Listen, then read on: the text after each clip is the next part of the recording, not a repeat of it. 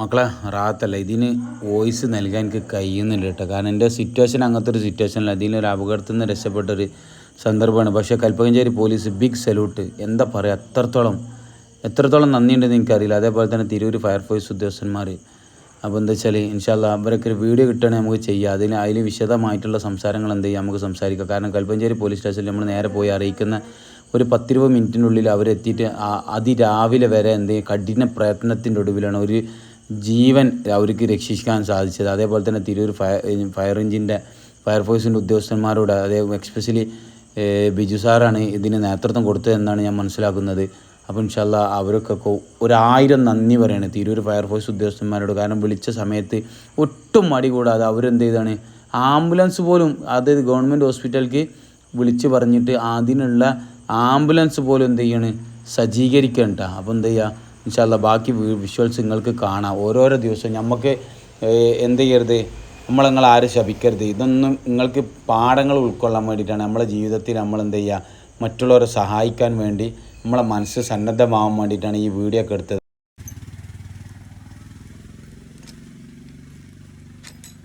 Ambulance റെഡിയാക്കണം, ambulance റെഡിയാക്കേണ്ടല്ലോ. Ambulance പറഞ്ഞിക്കണോ?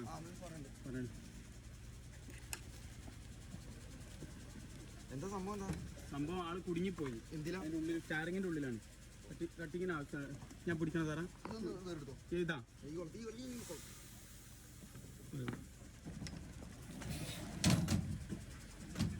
ഞാൻ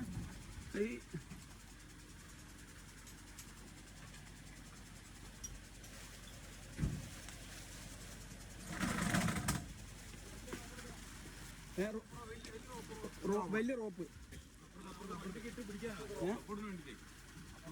വണ്ടി താഴോട്ട്.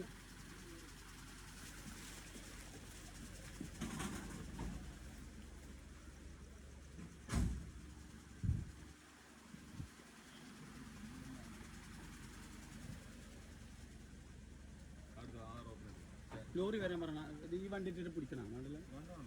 ആവില്ലല്ലേ?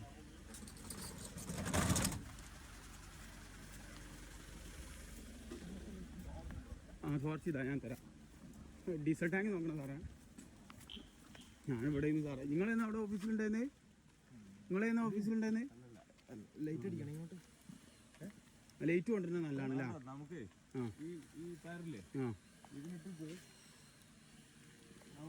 സപ്പോർട്ട് ചെയ്യാൻ പറ്റും.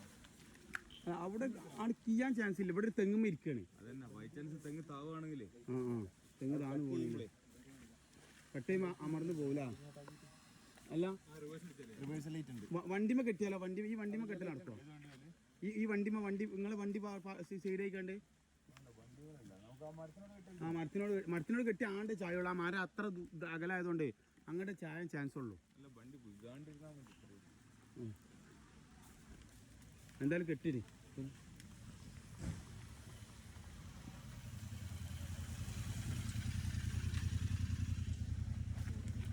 ഞാൻ ഉറങ്ങിപ്പോയി സാറേ. ഞാൻ ഇവിടെ എൻ്റെ കുട്ടികൾ, ഞാൻ ഹോസ്പിറ്റലിൽ പോകും. നിങ്ങളെ പോലീസ് സ്റ്റേഷൻ ഉണ്ടായിരുന്നേ? ഇവിടെ നിന്ന് ഞാൻ കറക്റ്റ് ഈ വണ്ടിന്റെ മൂലൊക്കെ അടിച്ച് അല്ല, നിങ്ങൾ അത്രയും പെട്ടെന്ന് എത്തിക്കും നിങ്ങള്.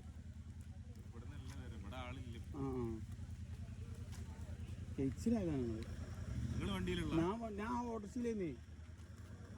ഓട്ടോസിട്ട് പോയിരുന്നു. ഇവിടെ തിരിഞ്ഞ് ശരിക്കും എൻ്റെ വണ്ടിക്ക് അടിക്കൊണ്ടാണ്.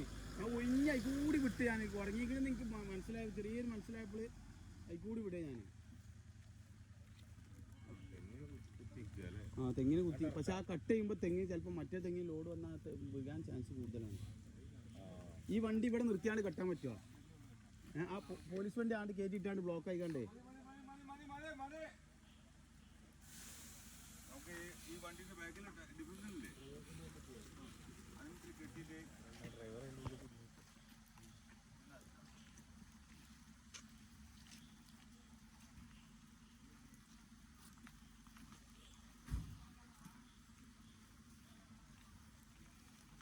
അവിടെ നോക്കിട്ടാ ചെളി ഉണ്ടാവും. നമുക്ക് ലോഡ് കൊടുക്കാത്ത രീതിയിൽ സാറേ, നമുക്ക് ലോഡ് കൊടുക്കാത്ത രീതിയിൽ കെട്ടി.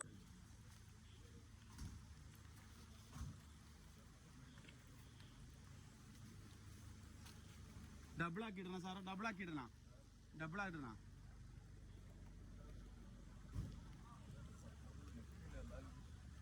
പക്ഷെ എന്നാലും ഒരു സേഫ്റ്റിക്ക് ഡബിൾ കൊടുക്കും സാല.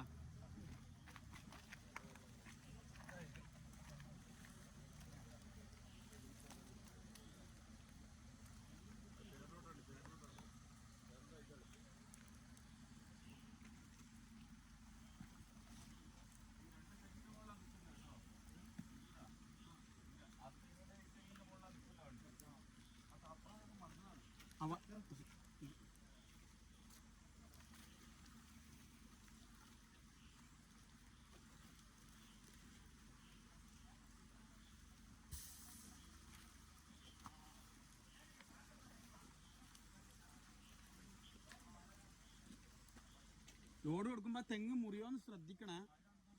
ആ ഒരു കെട്ടും കൂടി.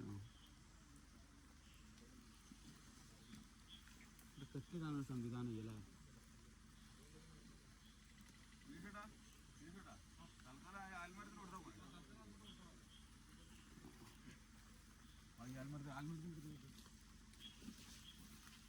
ഇവിടെ ഒരു തെങ്ങും ഇല്ലല്ലേ?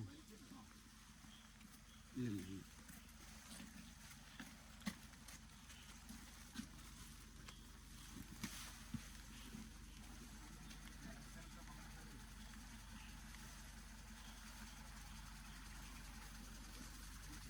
ചുറ്റിയാ കിട്ടുമോ സാറേ? ഇങ്ങനെ രണ്ടാക്കിയിട്ടാലോ? ഈ സൈഡ് കൂടെ ഒന്നും കൊണ്ടായാലോ?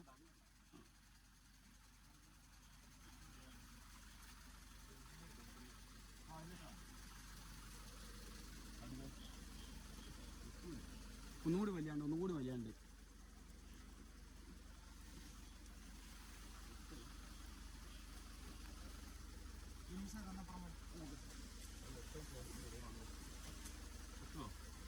ഇവിടേക്കാണ് കിട്ടിയ ഇങ്ങനെ. എത്തി. ഒന്ന് വലിച്ചു കൊടുക്കും.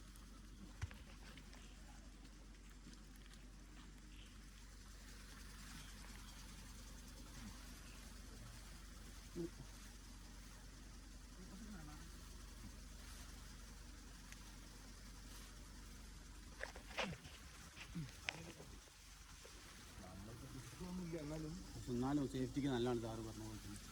പിന്നെ ഇവിടെ വണ്ടിക്കാരെ തടയാനുള്ള ഒരു സംവിധാനം ചെയ്യണം.